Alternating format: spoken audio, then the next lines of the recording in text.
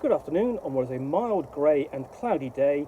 It is Monday the 8th of April and I'm in the reading up with a nice hot cup of tea. And a box to continue unboxing. And what I've already... I'm going to pull out the whole package because it's quite heavy and securely wrapped. So this is it, so bear with me a moment.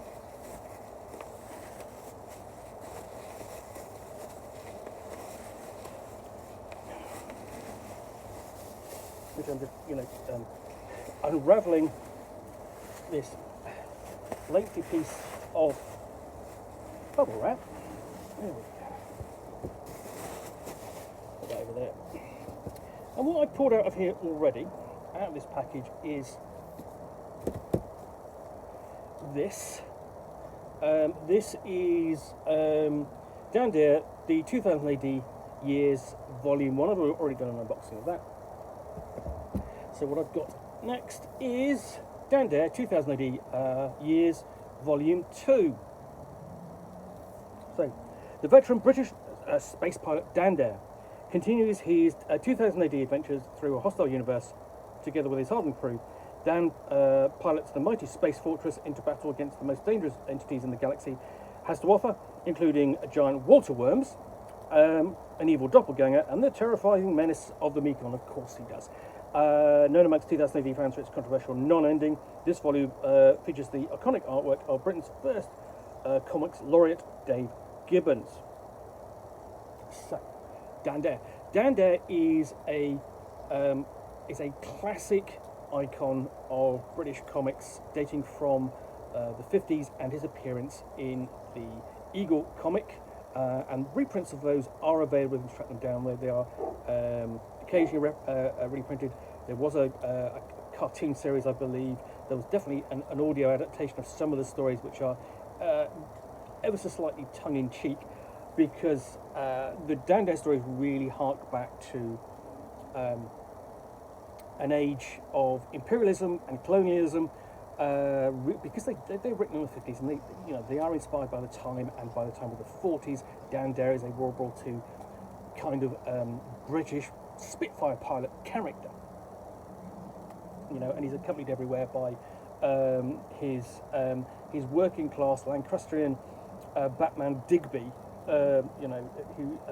whose best kind of response to anything is "ooh heck," and it's a bit of a cliche, but it's fun, So anyway, what happened was in the 70s, late 70s and 80s, that Dan Dare was revised. His adventures was kind of updated, and then they were brought into the pages of 2000 AD, Britain's longest running adventure science fiction comic. It's going to be 50 years old in 3 years, so it's over 45 years old,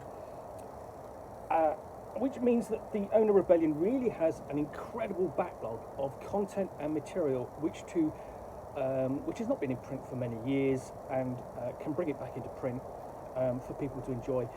And it's been doing that with the Treasury of British Comics, that has been mining the titles like Action and Battle and so on, a lot of quite brutal, more adult-orientated comic stories that were presented to children at the time. Now, I was a little bit young for Action. I was 10 when 2000 AD first appeared, and it was kind of thing that I enjoyed reading a little bit later, because my parents didn't quite approve. I had a choice of at the time of reading Star Wars Weekly, or the weekly Star Wars comic from Marvel, or alternatively 2000 AD. My friend got 2000 AD, Dave, and I was reading his.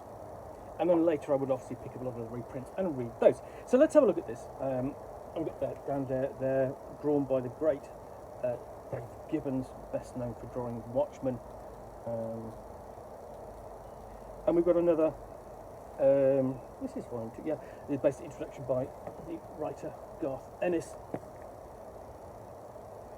And then we're straight into the cover for Prog 52, bright, gaudy, just eye-catching, presented, published on cheap paper, but open it up, and what we have is really terrific artwork. It's just fantastic, and you think they're sort of like in a comic.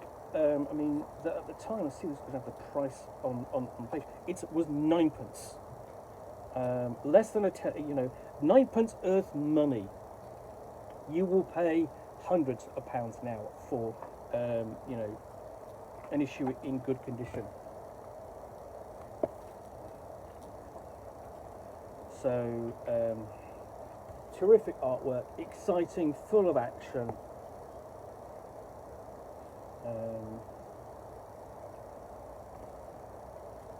And I mean, the thing is, every week in 2008 ED, you would always have a Just Red comic. It was standard, and then you'd a lot of the characters would cycle in and out with stories. Once they were written, then they would be published. There'll be something new coming along, and there was a constant turnover of interesting and good stories throughout. So Dan Dare would appear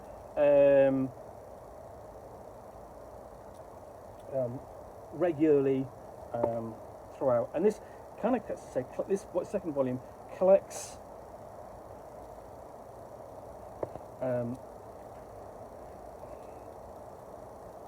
those stories, the second set of stories first begun in here, and these, in fact, these can be more easily found on the Eagle reprints. I picked these up in a sale from Rebellion recently, and I went, yeah, I've got to have those. I'd have my eye on them, and I absolutely wanted them.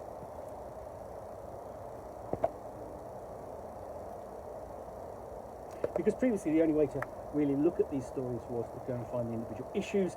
Now it's really kind of hard work. And these are really reprinted in really nice condition, nice format, glossy paper, fantastic colour artwork, and really clean, tidy, just really sharp artwork.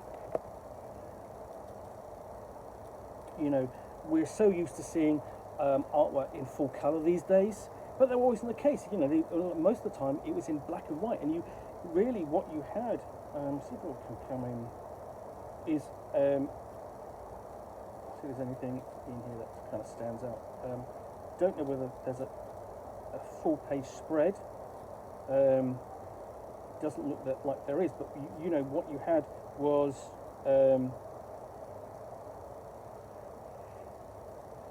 these covers, and then you would have, you know, the occasional full page spread in the centre, which would be printed in colour. But these artwork for the main will be black and white.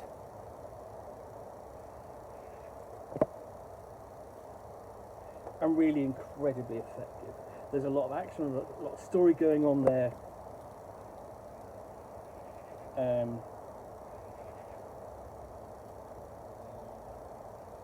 And it does move on a bit. Towards the end,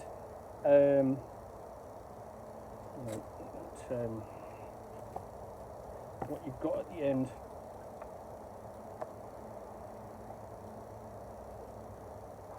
is some bonus strips, and these are in spot colour, so there's, even though the art is still good, you've got quite a lot, you know, this has been given a very red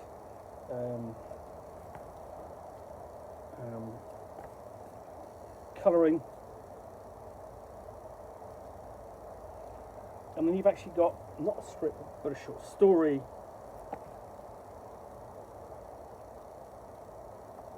And another one.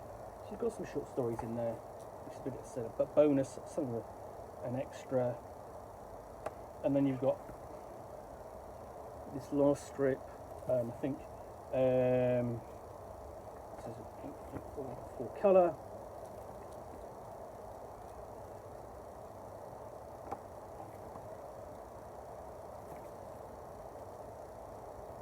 And then actually I think lastly we have Dan Dare 3000 AD.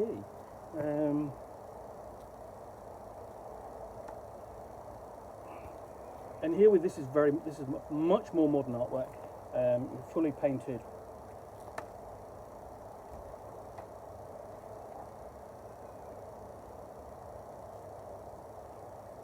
and they're no longer there. Basically, when Dan Dare left 2000 AD, so we've got some nice sort of like bit of reflections and an overview of how Dan Dare came to an end in 2000 AD.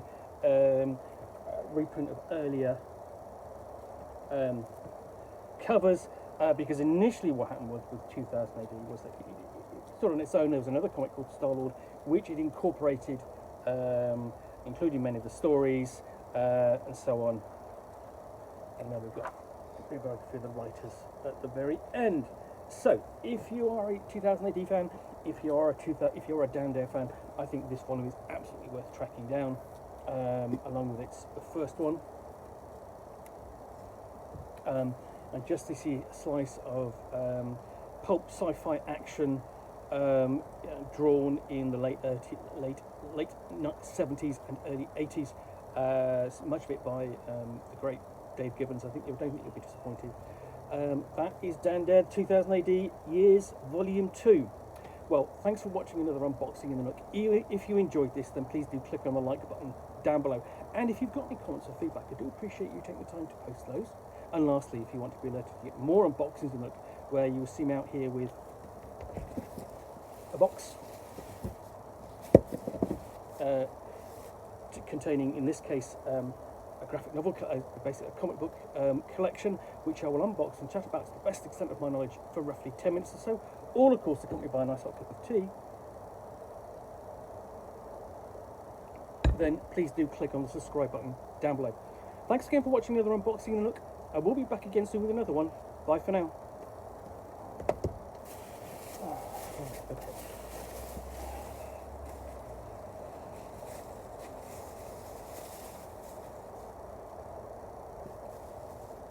Okay.